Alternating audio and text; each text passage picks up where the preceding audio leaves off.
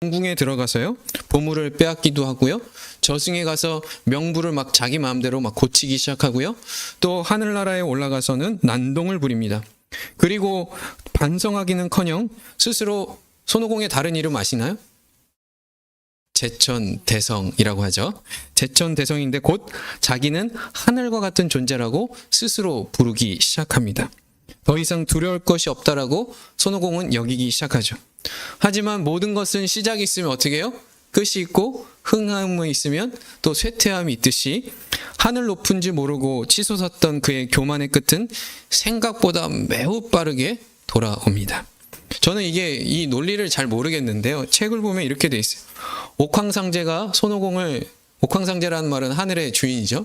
상제가 손오공을 통제하지 못하자 누구에게 부탁하냐면 부처님에게 부탁합니다. 부처님은 그래서 그 부탁을 받았던 부처님은 손오공에게 이런 제안을 합니다. 너가 내 손바닥을 벗어날 수만 있다면 옥황상제를 그 자리에서 내려놓고 내가 너를 옥황상제 시켜줄게 라고 말했던 거예요. 그랬을 때 손오공은 자기가 군두운이 있잖아요. 그래서 자기는 그 군두운을 한번 쫙 타고 나면 10만 리 이상을 달려나갈 수 있다고 자기는 생각해서 당연히 나는 충분히 할 수 있다라고 하고 그 제안을 받아들이고 신나게 군둔을 타고 최대한 멀리 가기 시작합니다. 그런데 아무리 날라도 자기가 나중에 부처님 손바닥 안에 있다는 사실을 깨닫게 되죠. 그래서 우리가 아무리 길고 뛰어봐야 부처님 손바닥 아니라는 이 말이 이 손오공 사건에서 발생되는 것이죠. 그는 그래서 완전하게 굴복을 당하고요, 오행산이라는 곳에서 500년 동안 갇혀 지내게 됩니다. 그 시간 동안 손오공은 아무것도 할 수 없었어요. 그저 갇힌 대로 자기가 얼마나 어리석었는지, 내가 뭐 때문에 이런 일을 겪지라는 수많은 시간들을 보냈다라는 것이죠. 그리고 500년이 지난 어느 날 한 스님이 그 산을 지나게 됩니다. 그 스님이 바로 우리가 알고 있는 삼장법사이죠.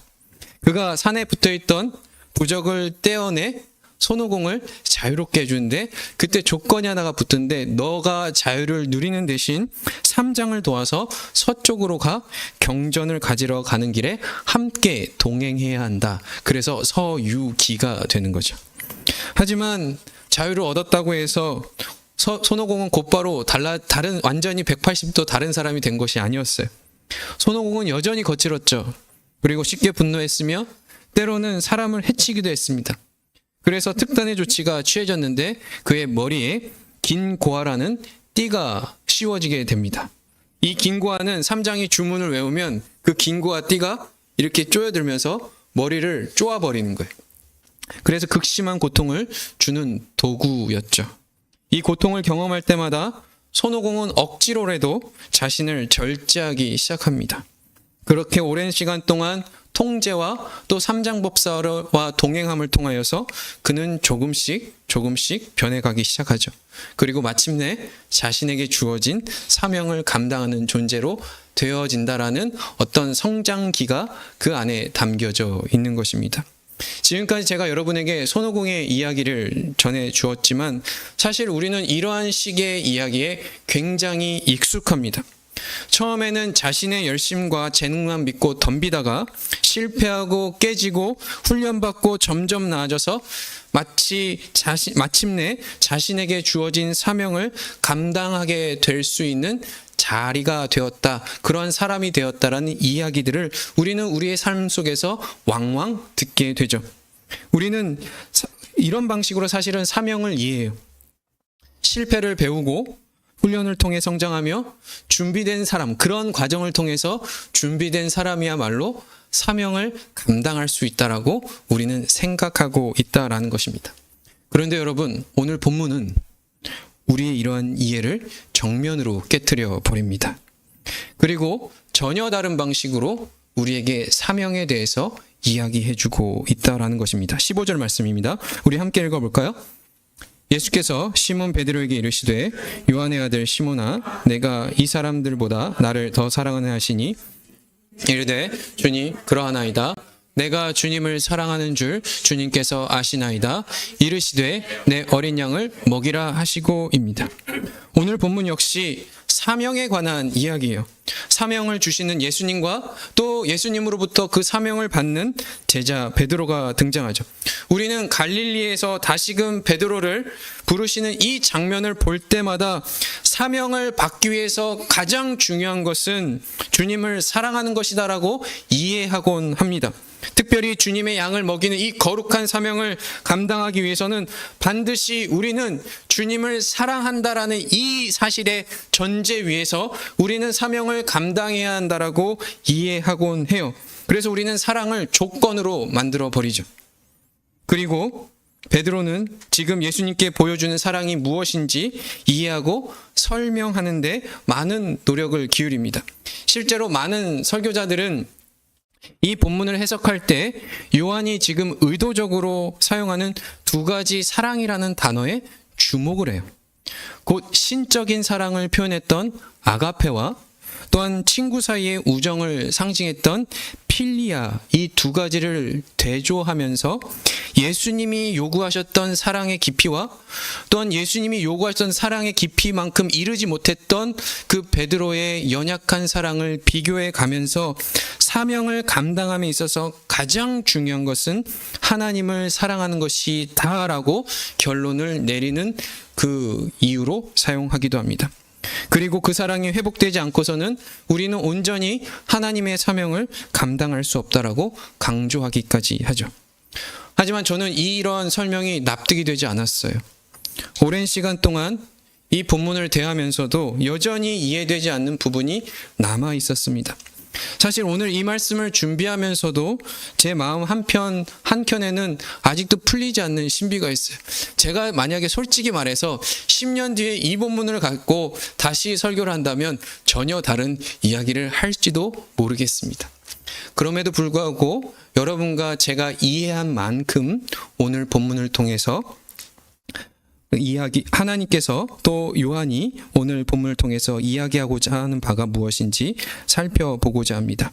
그런데 여러분, 이 베드로와 예수님의 대화를 이해하기 위해서는 오늘 1절부터 계속해서 진행되어지는 그 내용들을 살펴볼 필요가 있어요. 왜냐하면 이 장면에 등장하는 모든 요소들이 그저 우연히 생겨난 것이 아니라 예수님께서 철저히 계산하신 그 배경 위에서 지금 사명이라는 이야기가 나오고 있기 때문입니다. 1절을 보면 제자들과 예수님께서 디베랴 호숫가에서 다시 만나게 됩니다. 여러분, 디베랴 호수는 어느 호수일까요? 처음 듣는 호수. 갈릴리 호수입니다. 갈릴리 호수는 여러 가지 명칭으로 표현되는데요. 특별히 디베랴란 말은 당시 로마 황제였던 티베리우스가 자신의 이름을 따서 지었던 디베랴에서, 그 도시에서 나온 거죠. 그러니까 디베랴라는 곳에서 물의 근원이 나왔다라는 표현을 써서 디베랴 호수라는 표현을 쓰게 됩니다. 다른 성경에는 잘 안 나오는데 유독 요한만 이 표현을 자주 사용하고 있어요. 어찌되었건 예수님과 제자들이 이 디베랴 호수에 모이게 된 것은 우연이 아니라 예수님의 뜻이요 의지라는 것을 지금 우리는 잊지 말아야 합니다.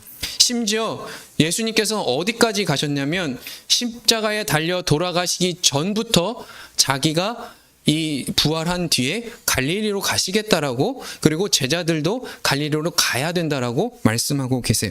마태복음 26장 말씀입니다. 우리 함께 띄워주시면 읽어보도록 하겠습니다. 예수님께서 돌아가시기 직전의 일입니다. 함께 읽겠습니다. 오늘 밤에 너희가 나 버리리라. 기록된 바 내가 목자를 치리니 양의 떼가 흩어지리라 하였느니라. 그러나 내가 살아난 후에 너희보다 먼저 갈릴리로 가리라입니다. 그렇다면 여러분 한번 생각해 보십시오. 왜 예수님은 부활한 후에 제자들을 다시 이 갈릴리로 부르셨을까요? 그 이유는 이곳은 단순한 장소가 아니었기 때문입니다. 갈릴리 바다는 제자들에게, 특별히 베드로에게 예수님으로부터 처음 부름을 받은 자리였다라는 사실이죠. 이곳은 예수님이 베드로를 처음 만났던 장소요, 밤새도록 수고하였지만 아무것도 잡지 못했던 자리이며, 그러나 주님의 말씀에 순종하였더니 그물이 찢어질 정도로 물고기를 건져냈던 장소입니다. 그러나 무엇보다도 중요했던 것은 예수님으로부터 처음 베드로가 제자로 부름받은 자리라는 사실입니다. 마가복음 1장 16절과 17절 말씀입니다. 우리 함께 읽어볼게요. 갈릴리 해변으로 지나가시다가 시몬과 그 형제 안드레가 바다에 금을 던지는 걸 보시니 그들은 어부라. 예수께서 이르시되 나를 따라오라. 내가 너희로 사람을 낚는 어부가 되게 하리라 하시니입니다. 베드로는 그 자리에서 자신의 삶의 터전이었던 그물을 버려두고 예수님을 따르기 시작했습니다. 그러므로 예수님께서 부활 후에 제자들에게 다시 갈릴리로 부르신 이유는 우연이 아니에요. 주님은 지금 의도적으로 베드로를 처음 부르셨던 그 자리로 다시 데려오고 계신다는 사실입니다. 그렇다면 왜 다시 처음 불렀던 그 자리로 예수님은 제자들을 부르셨을까요? 그것은 바로 베드로가 실패했기 때문입니다. 베드로는 스승이셨던 주님을 지켜드리기는커녕 자기 한 목숨 살고자 주님을 버려두고 도망갔던 사람입니다. 분명히 예수님께서 말씀하셨죠. 오늘 밤 닭 울기 전에 내가 나를 3번 부인하라고 말씀하셨음에 불구하고 베드로는 뭐라고 해요? 내가 주와 함께 죽을지언정 주를 부인하지 않겠다라고 말했던 사람이, 오히려 자신의 진심과 사랑을 이해해주지 못했던 그 예수님에게 불만을 토하듯이 얘기했던 사람이라는 것이죠. 그만큼 그는 자기의 사랑과 헌신에 확신을 갖고 있었던 사람입니다. 그런데 그 확신에 찼던 베드로가 예수님이 잡히시던 그날 밤 예수님을 버리고 도망갔던 모든 제자들 중에 한 명이 되어버렸다는 사실이죠. 그러니 지금 베드로는 십자가 이전에 자신에 찾던 베드로가 아니에요. 지금 그는 철저한 실패자입니다.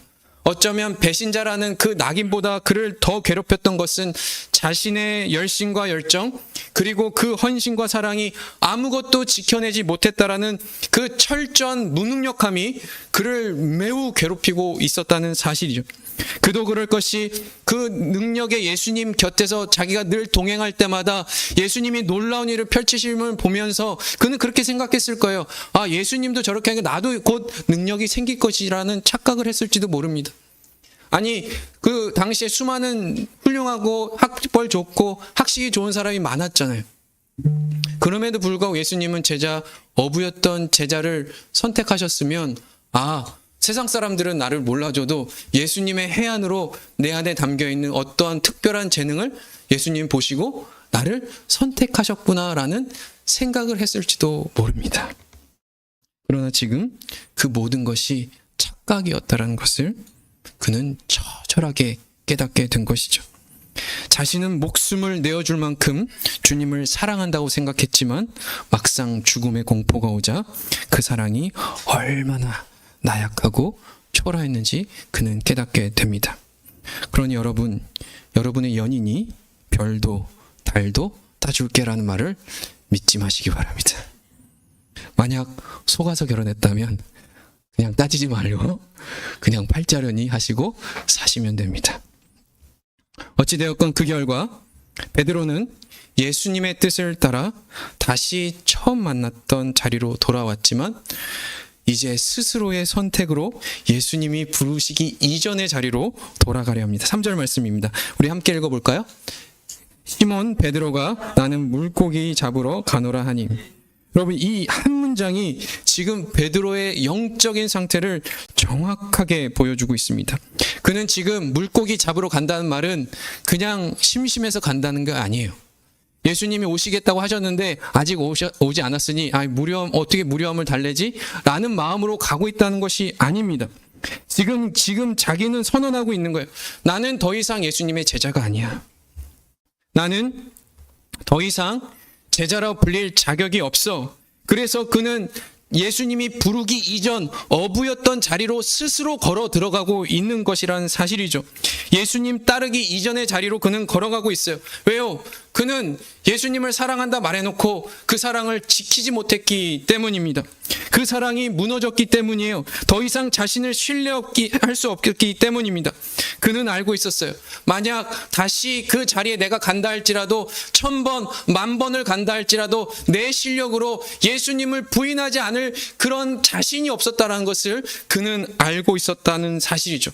그래서 그가 지금 물고기 물고기 잡으러 갔다는 그 말은 자신의 인생을 정리하고 있는 겁니다. 나는 더 이상 예수님의 제자가 아니라 어부로 돌아가겠다는 것이죠. 그런데 놀랍게도 바로 그 자리에 예수님을 처음 만났던 장면이 다시 시작되고 있습니다. 3절부터 6절 말씀입니다. 우리 함께 읽어볼까요? 배에 올랐으나 그날 밤에 아무것도 잡히지 못하였더니 예수께서 이르시되 얘들아 너희에게 고기가 있느냐 대답하되 없나이다. 이르시되 그 물을 배 오른편에 던지라 그리하면 잡으리라 하시니 이에 던졌더니 물고기가 많아 그물을 들 수 없더라입니다. 여러분 이건 우연이 아니에요. 베드로가 예수님을 처음 만났던 그날 밤새도록 물고기를 잡으려고 수고했지만 아무것도 잡지 못했던 그 일이 우연히 일어난 것이 아닌 것처럼 지금 이 장면 역시 그때의 상황이 재현되고 있는 것이지 우연히 똑같은 일이 벌어지고 있지 않다라는 것입니다. 지금 예수님은 그물을 다시 손에 쥐고 과거로 돌아가려 했던 베드로를 그를 제자로 부르셨던 그 자리로 다시 세우고 계신다는 사실입니다. 이뿐만이 아니에요. 제자들이 배를 대고 육지에 올랐을 때 예수님께 나와보니 예수님께서 뭔가를 준비하고 계셨죠. 그것은 바로 숯불 위에 생선을 놓고 빵도 준비하고 계셨습니다. 이것은 아침 식사를 준비했단 말이 아니에요. 이 장면은 예수님이 잡히시던 그날 밤 그 새벽을 재현하고 계십니다. 성만찬의 자리 그리고 베드로가 3번 부인했던 그 자리를 예수님은 연출하고 계십니다. 특별히 베드로에게 이 장면은 결코 가볍게 지날 수 없었던 장면이었을 것입니다. 숯불을 마주하자 그는 애써 눌러놓았던 기억을 다시 일으켜 세워야 했어요.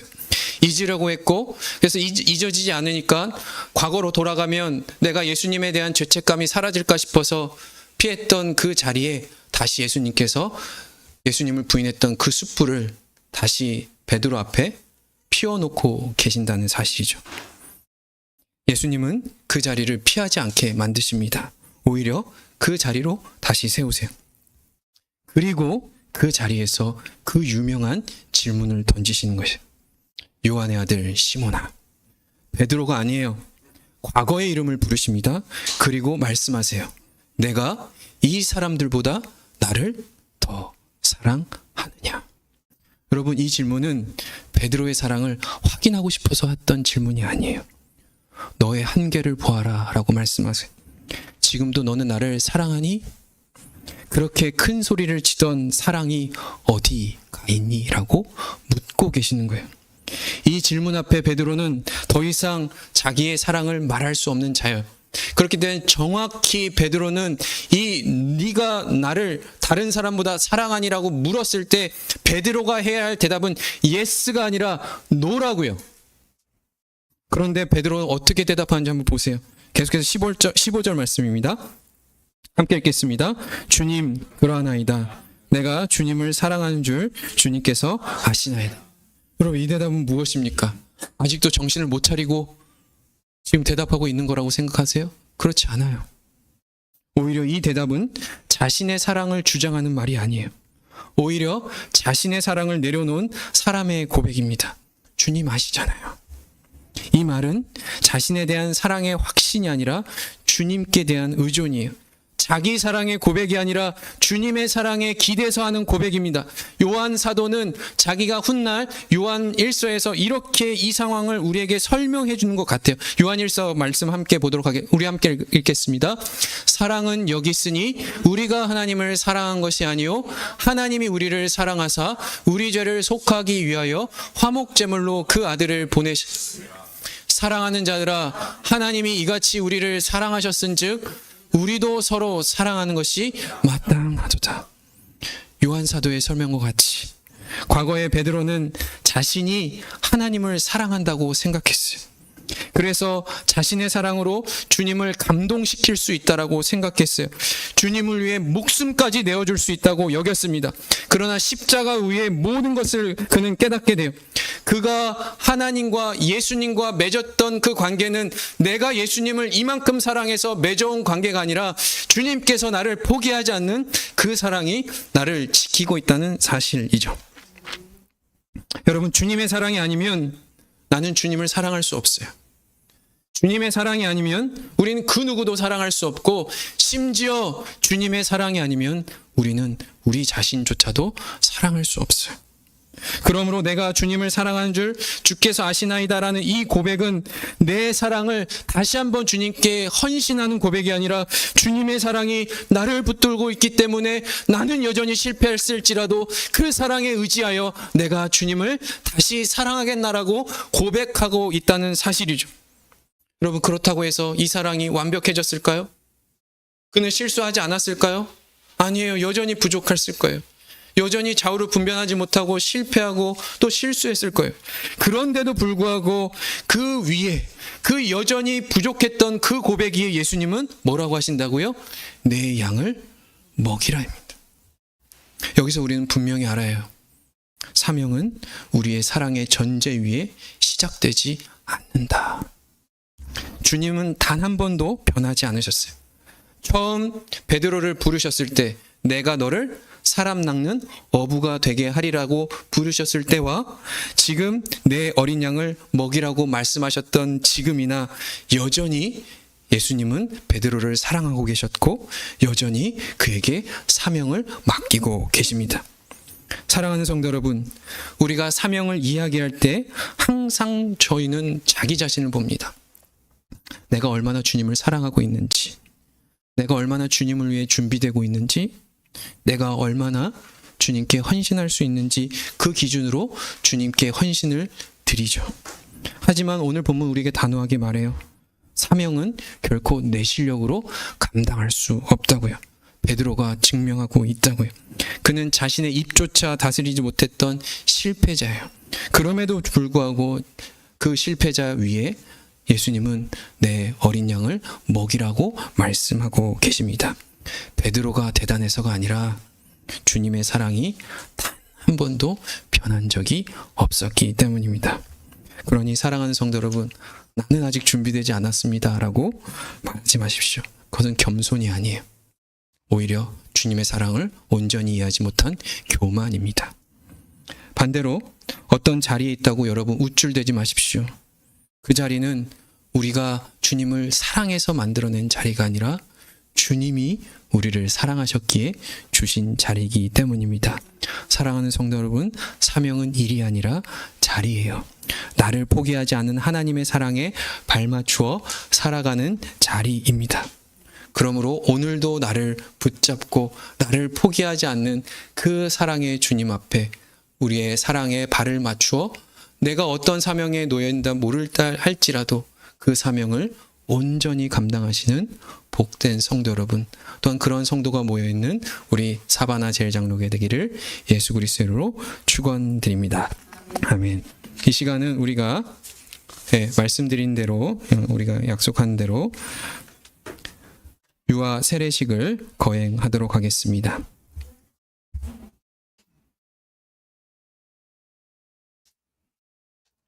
여러분, 인내를 갖고 주인공이 내려오는 시간을 좀 기다려 주시기 바랍니다.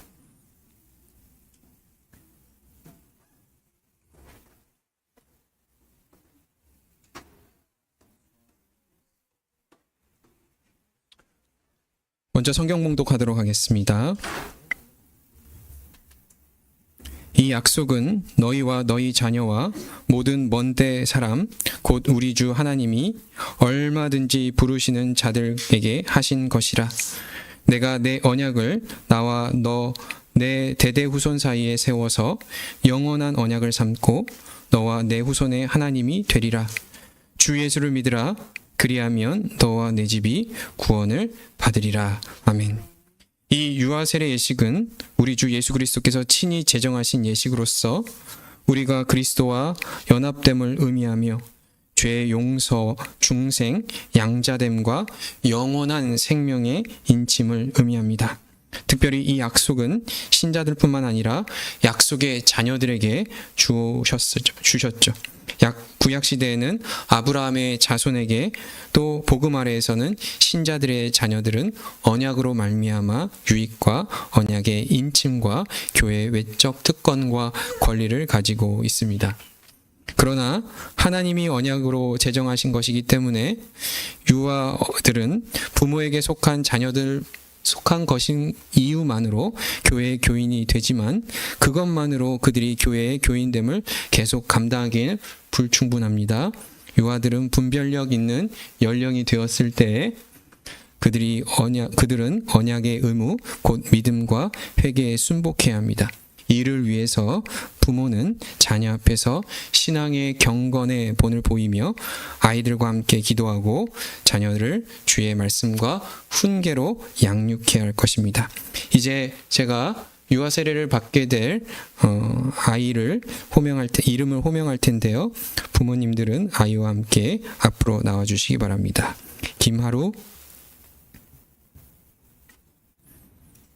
이 앞에 서주시기 바랍니다. 이렇게 회중들을 함께 보시고, 이제 먼저 세례식을 하기 전에 우리 서약하는 시간을 갖도록 하겠습니다. 서약은 우리 부모로서도 서약을 하지만 부모의 서약이 끝나면 우리 교인들의 서약의 시간도 있습니다.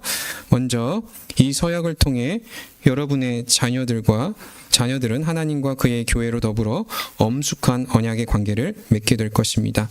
먼저 부모님 중 한 분이 자녀를 대신하여서 오른손을 들고 하나님과 교회 앞에서 서약하도록 하겠습니다. 총 3개의 서약 질문으로 각 질문에 대해 회중에게 들리도록 어머니가 하실 거죠? 네. 예! 라고 씩씩하게 대답해 주시기 바랍니다. 첫 번째 질문입니다. 귀하의 자녀에게 예수 그리스도의 성결하게 하는 피와 성령의 새롭게 하는 은혜가 필요하다는 것을 인정하십니까? 예. 아주 좋습니다. 귀하는 자녀들을 대신하여 하나님의 언약의 약속들을 요구하며 귀하 자신의 구원을 위해 믿음으로 주 예수 그리스도를 바라보듯이 자녀의 구원을 위해서도 그리 하시겠습니까? 예.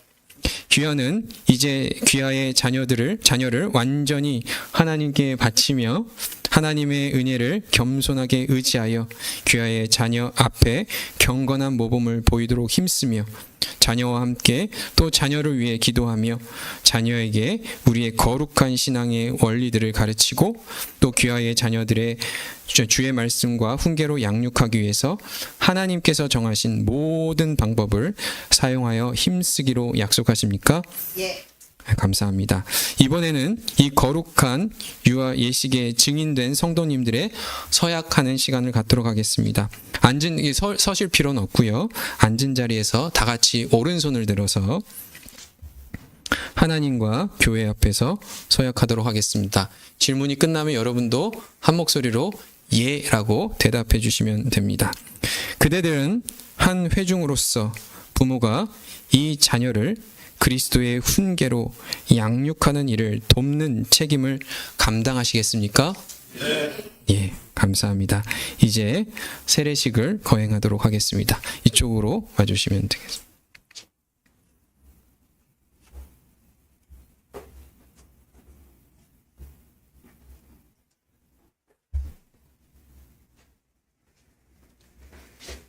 가까이 좀 가까이. 준비됐어? 네. 하나님의 자녀인 김하루에게 내가 성부와 성자와 성령의 이름으로 내게 세례를 주노라. 아멘. 감사합니다. 자, 우리 함께 기도하는 시간을 갖도록 하겠습니다. 자비하신 하나님, 감사와 영광을 받으소서. 성도의 가정에 귀한 자녀를 주셨고 부모들로 하여금 그 자녀의 신앙을 위하여 힘쓰게 하심을 감사하나이다. 오늘 세례를 받은 자녀 위에 하나님의 축복과 보호하심이 항상 함께 하셔서 모든 위험과 시험에 빠지지 않게 하시고 하나님과 사람 앞에서 귀여움을 받는 자녀가 되게 하여 주소서. 예수님의 이름으로 기도드립니다. 아멘. 이제 선포하겠습니다. 모든 성도님께서는 선포가 마쳐지면 함께 아멘과 박수로 화답해 주시기 바랍니다. 오늘 세례받은 김하루는 사바나 제일장로교회 유아 세례 교인 된 것을 성부와 성자와 성령의 이름으로 선포하노라. 아멘. 앞에 꽃다발과 선물 주시면 됩니다. 여기는 또 멋진 세례 증서가, 그러니까 안 펴진 이렇게 이쁘게 세례 증서까지 있습니다. 네. 다시 한번 축하드립니다. 들어가신. 이제 예배를 마칠 시간인데요. 다 같이 자리에 일어나셔서 우리 찬양하신 뒤에 축도로 오늘 주일 온 가족 예배를 마치도록 하겠습니다.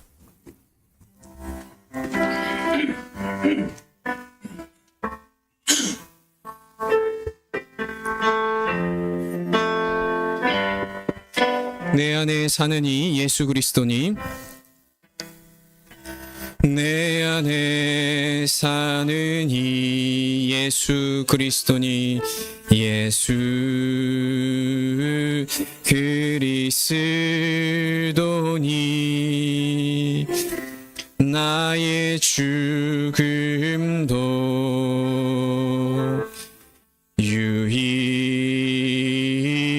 유익함이라. 내 안에 사는 이 예수 그리스도니, 내 안에 사는 이 예수 그리스도니, 나의 죽음도 유익함이라. 유익함이라. 나의 왕 내 노래, 내 생명 또 내 기쁨, 나의 힘, 나의 것, 내 평화, 나의 왕 내 노래, 나의 왕 내 노래, 내 생명 또 내 기쁨, 또 내 나의 힘, 나의 검, 나의 힘, 나의 검, 내 평화, 나의 주, 내 안에 사는 이 예수 그리스도니, 나의 죽음도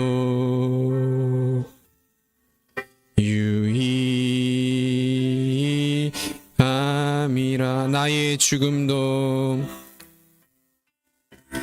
나의 죽음도 유익함이라.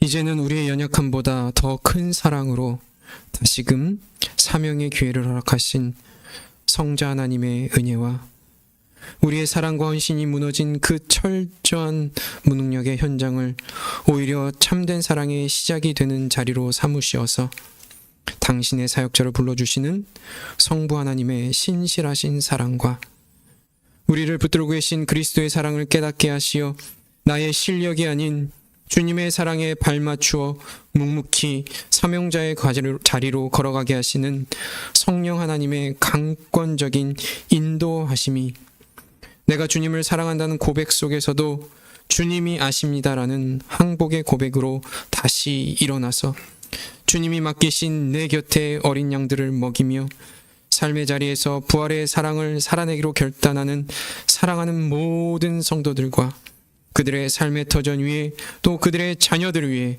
또한 이 복음의 신비를 세상 끝까지 전하는 선교사들과 그들의 사역 위에 이제로부터 영원토록 함께 있을지어다. 아멘.